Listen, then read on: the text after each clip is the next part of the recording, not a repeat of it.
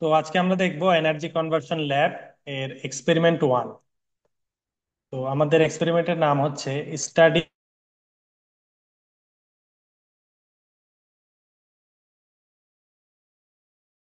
Of a single phase study করব এবং এর টার্ন রেশিও আমরা বের করব।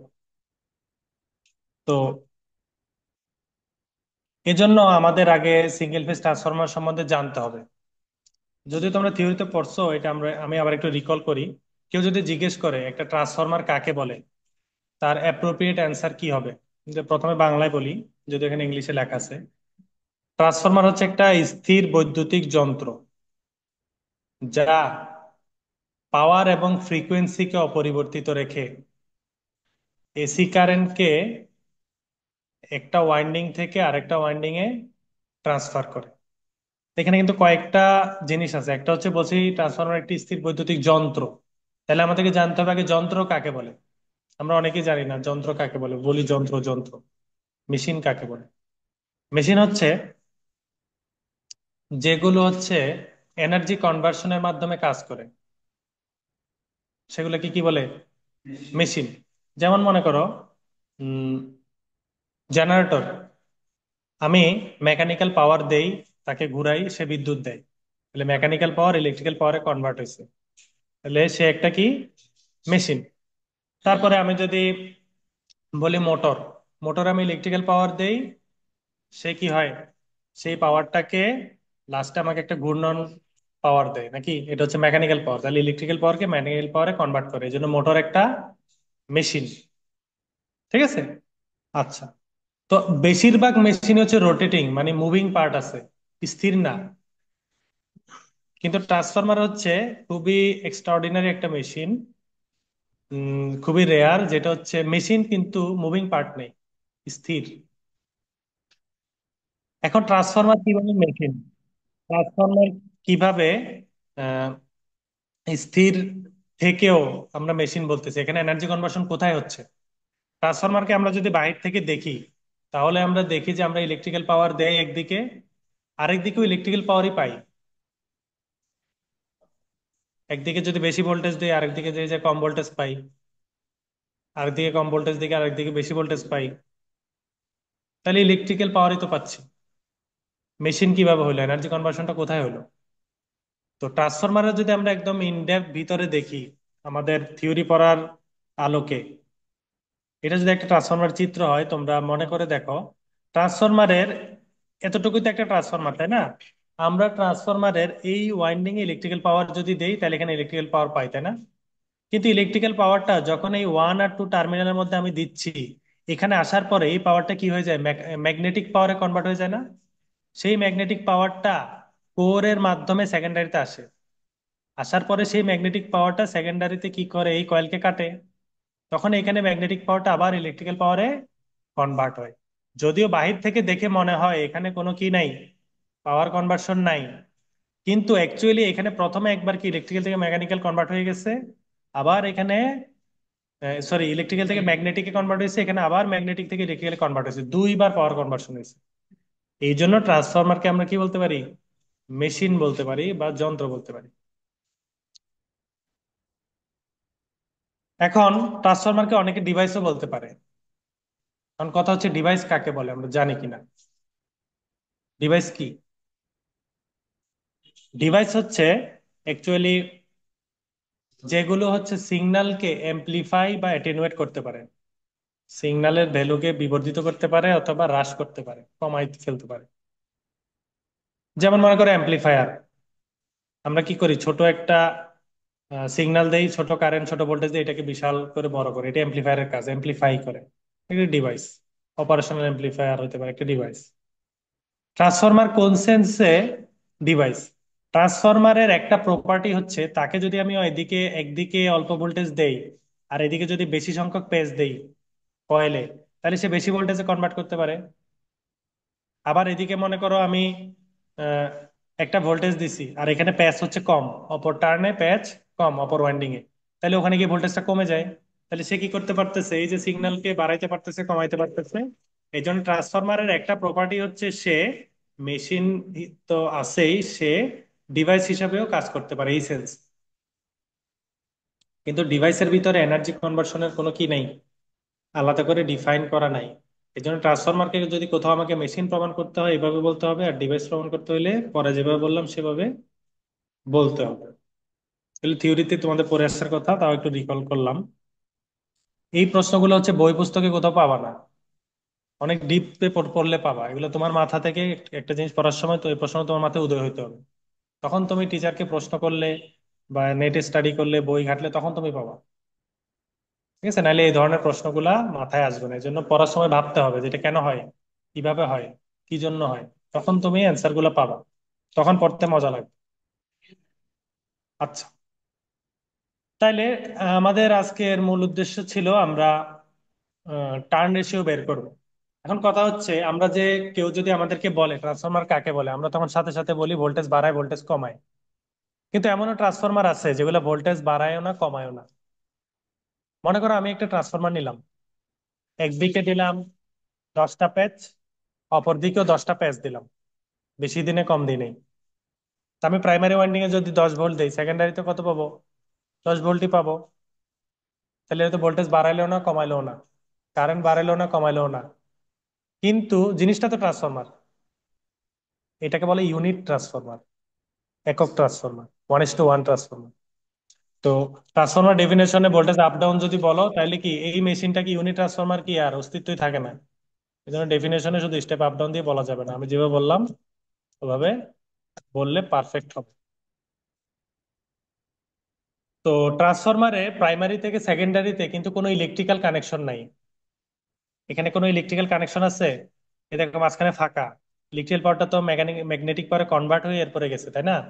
এজন্য ট্রান্সফরমার হচ্ছে একটু ভালো আইসোলেটর, ইলেকট্রিক্যাল আইসোলেটর, যে দুইটা ওয়াইন্ডিং কে ইলেকট্রিক্যালি আইসোলেট করে। ফিজিক্যাল কোনো কন্ট্যাক্ট নাই দুইটা ওয়াইন্ডিং এর মধ্যে, ঠিক আছে, ম্যাগনেটিক্যালি তারা কানেক্টেড। তো এই হচ্ছে মোটামুটি থিওরি। এখন আমরা যদি ট্রান্সফরমারের স্টাডিটা বললাম, আমরা প্র্যাকটিক্যাল করার সময় দেখব। এখন আমরা যদি ট্রান্সফরমার টার্ন রেশিও কিভাবে বের করব এটা যদি আমরা করতে চাই, তাহলে কি করতে হবে? আমরা ট্রান্সফরমারের ক্ষেত্রে জানি টার্ন রেশিও মানে হচ্ছে প্রাইমারিতে প্যাচ সংখ্যা বাই সেকেন্ডারিতে প্যাচ সংখ্যা, অথবা প্রাইমারিতে ভোল্টেজ বাই সেকেন্ডারিতে ভোল্টেজ, অথবা সেকেন্ডারিতে কারেন্ট বাই প্রাইমারিতে কারেন্ট। এই ডাটাগুলো যদি আমার কাছে থাকে, তাহলে আমি কি করতে পারবো? ট্রান্সফরমারের টার্ন রেশিও বের করতে পারবো। তাহলে আমি এক্সপেরিমেন্ট করে আমাকে কি বের করতে হবে? দুইটা ভোল্টেজ অথবা দুইটা কারেন্ট, দুই দিকের বের করে একটা একটা ভাগ দিলে টার্ন রেশিও পেয়ে যাব। এটা দিয়েও তো বের করা যাবে নাকি? এখন তোমাকে একটা ট্রান্সফরমার দিলাম, তুমি কি ট্রান্সফরমার মেশিন স্ক্রুড্রাইভার দিয়ে খুলে প্যাচ গণনা শুরু করবা? তাহলে তার অস্তিত্বই থাকবে না, তখন তুমি আর ইঞ্জিনিয়ার হবে না, তখন তুমি হয়ে যাবে মেকানিক।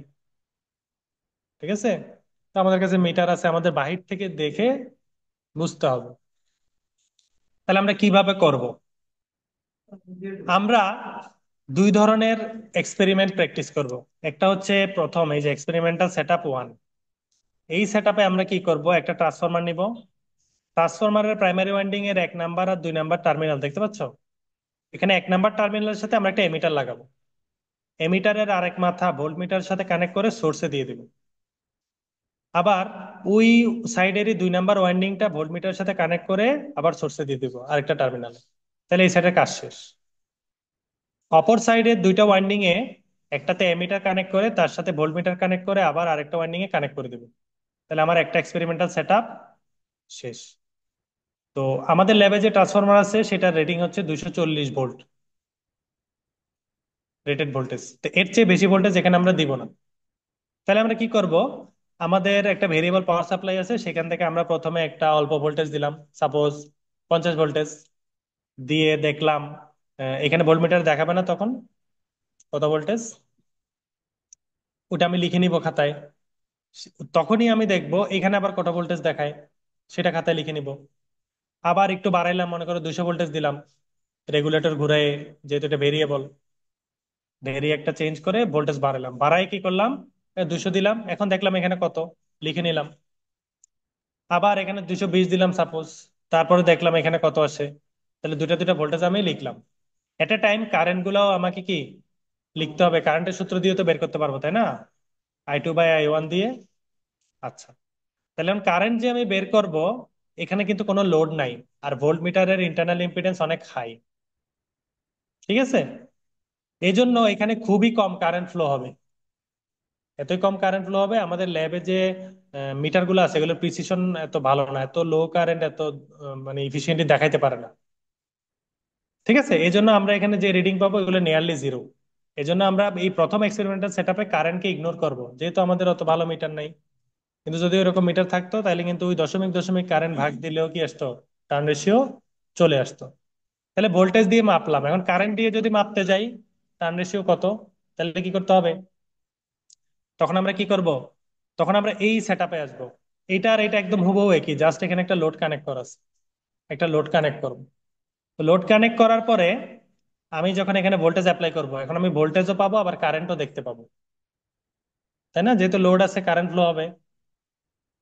আচ্ছা, এখন দেখো দুইটা কেসে আমি যে ভোল্টেজ পাবো যে কারেন্ট পাবো এগুলোর মান কিন্তু মিলবে না, যদিও আমি একই পাওয়ার সাপ্লাই থেকে একই ভোল্টেজ অ্যাপ্লাই করি, একটু বেশ কম থাকবে। এখন টার্ন রেশিও মানে কি? এখানের ভোল্টেজ বা এখানের ভোল্টেজ, তাই না? একদম কয়েলের ভোল্টেজটাই তোমার লাগবে। কিন্তু তুমি প্রথম কেসে ভোল্টমিটার লাগাইছো কি এমিটারের পরে না? তাহলে এই ভোল্টমিটারটা এই ওয়াইন্ডিং এর ভোল্টেজ ড্রপের সাথে এই এমিটার তো একটা লোড, তার অল্প সামান্য হলেও রেজিস্ট্যান্স আছে, তার মধ্যে একটা ভোল্টেজ ড্রপ থাকবে। সেই ড্রপ সহ এটাকে যোগ করে সে ভোল্টেজটা দেখাবে। কিন্তু টার্ন রেশিও মানে তো এমিটারের ড্রপ সহ যোগ করা ভোল্টেজ না, অ্যাকচুয়ালি এখানে কত ভোল্টেজ তা তোমার লাগবে। আবার সেকেন্ডারিতে কি হবে দেখো, সেকেন্ডারিতেও এখানে কি ড্রপ করা ভোল্টেজ সহ এখানে যোগ করে দেখাবে, তাই না? তাহলে এখানে কি হইতে পারে? টার্ন রেশিও যেটা পাবো সেটা একদম শতভাগ একুরেট না, কাছাকাছি, 98% কাছাকাছি, বা 95%, 90% কাছাকাছি। এখানে দেখো, এখানে কি করছি আমরা, ভোল্টমিটারটা একটু আগায় দিছি। ভোল্টমিটারটা একটু আগায় দেওয়ার কারণে আমরা এখন একদম এই ওয়াইন্ডিং এর ভোল্টেজটাই পাবো। এখানে কিন্তু আর কারেন্টের ড্রপটা নেই, কিন্তু এও তো একটা লোড, তাই না? তার মধ্যে দিয়েও কিছু অল্প সামান্য কারেন্ট ফ্লো হবে, তাই না? তো তখন আমরা কি করতে পারবো? আমরা এই সেকেন্ড চিত্র থেকে যে ভোল্টেজটা পাবো, সেকেন্ড চিত্র থেকে যে ভোল্টেজটা পাবো সেই ভোল্টেজটা কি করব? এগুলো আমরা নোট করে রাখবো, এই কারেন্ট গুলো নোট করে রাখবো। ঠিক আছে, এই ভোল্টেজ আর এই কারেন্ট আমরা যখন নোট করে রাখবো, তখন আমরা কি, আমার কাছে প্রত্যেকটা ভোল্টেজের জন্য ভোল্টেজ ওয়ান ভোল্টেজ টু আছে, কারেন্ট ওয়ান কারেন্ট টু আছে, তখন এই ফর্মুলাতে যদি আমি ফেলে দেই, আমি বারবার কি পেয়ে যাব? এর মান পেয়ে যাব। এখন মনে করো আমি 10 বার এ বাইর করছি, ট্রান্সফরমার তো আগেরটাই, একই ট্রান্সফরমার না? এর মান কি 10 বারই একই আসতে হবে না? তাহলে আমি যদি মনে করো তিনটা তিনটা 6টা ভোল্টেজের জন্য নেই, প্রথম চিত্রের জন্য 3টা ভোল্টেজ, এদিকে 3টা ভোল্টেজ, ওদিকে 3টা ভোল্টেজ, কারেন্ট তো প্রথম চিত্রে প্রবাহিত হবে না, জিরো জিরো। আর সেকেন্ড চিত্রে কি, 3টা ভোল্টেজ 3টা ভোল্টেজ, ওখানে আবার কারেন্টও ফ্লো হবে, কারেন্টও নিব। ফাইনালি আমি কি যতগুলা এর মান পাবো, ভোল্টেজকে ভোল্টেজ ভাগ দিয়ে কারেন্ট কারেন্ট ভাগ দিয়ে, সেটার মান কি হইতে হবে? কাছাকাছি থাকতে হবে, তাহলে বুঝতে হবে আমার টার্ন রেশিওটা একুরেট। এবং ওই ভ্যালুগুলোর মধ্যে এভারেজ যে ভ্যালু ওইটা আমি টার্ন রেশিও হিসেবে কনসিডার করব। তাহলে এইভাবে হচ্ছে আমাদের ট্রান্সফরমারের টার্ন রেশিওটা বের করতে হবে। তো এই বের করার পরে আমাদের কিছু রিপোর্ট লিখতে হবে। রিপোর্ট হচ্ছে এই যে ডাটা টেবিলটা আমরা লিখবো, এই ডাটা টেবিলটা আমাদের দিতে হবে, ঠিক আছে? ডাটা মানে কি, ওই যে ভোল্টেজ কারেন্ট বের করব সেগুলোর মান, primary voltage secondary voltage primary current secondary current. তারপরে determine the turn ratio of the transformer from the voltage and current. এই যে আমি পাইলাম প্রথম চিত্রের জন্য একটা টার্ন রেশিও পাইতে পারি, সেকেন্ড চিত্রের জন্য একটা টার্ন রেশিও পাইতে পারি, দুইটার মধ্যে কোনটা অ্যাকুরেট সেটা আমাকে কি ব্যাখ্যা করতে হবে। ব্যাখ্যা কিন্তু অলরেডি বলে দিছি, ড্রপের বিষয় আছে, লিকেজ কারেন্টের বিষয় আছে, এবং কোনটা অ্যাকুরেট, কেন এর মানগুলো সবগুলো মিলতেছে না সেটা আমাকে ব্যাখ্যা করতে হবে। আচ্ছা, এটা আমি ব্যাখ্যা করবো রিপোর্টে। Which method of determining turn ratio is more accurate, এই যে দুইটা মেথড এর মধ্যে কোনটা বেশি অ্যাকুরেট এবং কেন। ঠিক আছে, তোমার মতো তুমি ব্যাখ্যা করবা।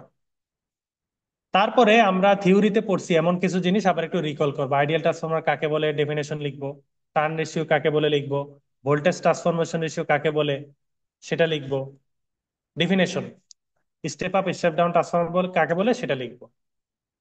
ফাইনালি, এটা খুবই একটা ভাইটাল প্রশ্ন যে ট্রান্সফরমারের রেটিং, দুনিয়াতে যত মেশিন আছে ম্যাক্সিমাম মেশিনের রেটিং হচ্ছে কিলোওয়াটে থাকে।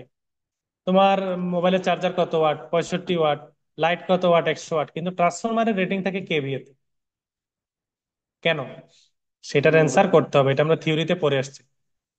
কারণ কিলোওয়াটের মধ্যে পাওয়ার ফ্যাক্টর সহ কি গুণ করা থাকে, কেভি এর সাথে পাওয়ার ফ্যাক্টর গুণ দিলেই কি হয়, কিলোওয়াট পাওয়া যায়। আর এই যে পাওয়ার ফ্যাক্টর, এই পাওয়ার ফ্যাক্টরটা কার হাতে থাকে, লোডের হাতে থাকে। এখন একটা ট্রান্সফরমারে কে কখন কি লোড লাগাইতেছে এটা তো আর প্রতিষ্ঠান জানে না, তাই না? তাহলে আমি যদি বলি পাওয়ার ফ্যাক্টর, এই ট্রান্সফরমারের পাওয়ার এত, তাহলে ওই পাওয়ার ফ্যাক্টর আমাকে জানতে হবে, ওটা দিয়ে ভাগ করতে হবে, গুণ করতে হবে, তারপরে কেভিএ তে যাইতে হবে, ক্যালকুলেশন গুলো জটিল হয়ে যাবে, তাই না? তাহলে এই জন্য ট্রান্সফরমারের রেটিং কি থাকে, কেভিএ তে থাকে। তাহলে আমি তো প্রাইমারি ভোল্টেজ জানি, ভোল্টেজ দিয়ে পাওয়ারকে ভাগ দিলে কি পাওয়া যায়, কারেন্ট পাওয়া যায়। সেকেন্ডারি ভোল্টেজ জানি, কেভিএ দিয়ে ভাগলে কারেন্ট পাওয়া যায়। আমার ক্যালকুলেশনটা সহজ হয়।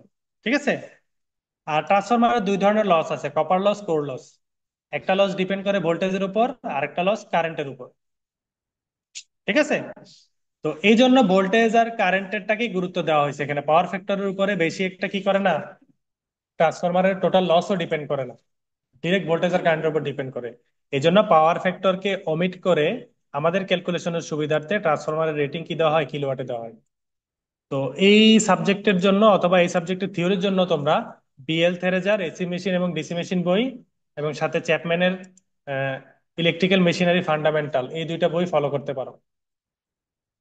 থেরেজাতে একটা আর্টিকেলই আছে এটার উপরে, এই প্রশ্নের উত্তর একটা আর্টিকেলই আছে যে কেন থাকে। ফাইনালি আমরা একদম শেষে চলে আসছি। Draw the exact and approximate equivalent circuit of transformer. আমরা থিওরিতে পড়ছি ট্রান্সফরমারের ইকুইভ্যালেন্ট সার্কিট আছে না, সমতুল্য circuit, R1 X1, R2 X2, RC Xm, ওই চিত্রগুলো আমরা আঁকবো এক্সাক্ট ইকুইভ্যালেন্ট একে। আহ, দুইটা একে এই যে প্যারামিটার গুলো আছে, আরসি মানে কি, কোর লস রেজিস্ট্যান্স, এক্সএম মানে ম্যাগনেটাইজিং রিঅ্যাকট্যান্স, আর 01 মানে কি, প্রাইমারি ইকুইভ্যালেন্ট রেজিস্ট্যান্স, ওই চিত্রগুলো আমরা আঁকবো থিওরিতে যেগুলো পড়ছি। তারপর আমরা ভেক্টর ডায়াগ্রাম আঁকবো তিনটা, এগুলো আমরা থিওরিতে পড়ছি এবং পরীক্ষায়ও আসে প্রায়। ট্রান্সফরমারের রেজিস্টিভ লোড হলে কেমন ভেক্টর ডায়াগ্রাম হয়, ইন্ডাকটিভ লোড হলে কেমন ভেক্টর ডায়াগ্রাম হয়, এবং ক্যাপাসিটিভ লোড হলে কেমন ভেক্টর ডায়াগ্রাম হয়। এগুলো আঁকার পরে ফাইনালি আমি যে এক্সপেরিমেন্টটা করলাম, এটা করার পরে আমরা কি করব, রিপোর্ট লিখবো, ডিসকাশন এবং কনক্লুশন লিখে আমার এক্সপেরিমেন্ট শেষ। আর প্রথম এক্সপেরিমেন্টাল সেটআপের জন্য আমরা কোন সূত্র দিয়ে টার্ন রেশিও বের করব, ভোল্টেজের সূত্র দিয়ে। আর সেকেন্ডটার জন্য আমরা কারেন্টের সূত্র দিয়ে টার্ন রেশিও বের করব। ঠিক আছে। এই হচ্ছে আমাদের ল্যাবের মেইন থিওরির আলোচনা। তো ঠিক আছে, এখন তোমরা তাহলে মেশিনের সাথে প্র্যাকটিস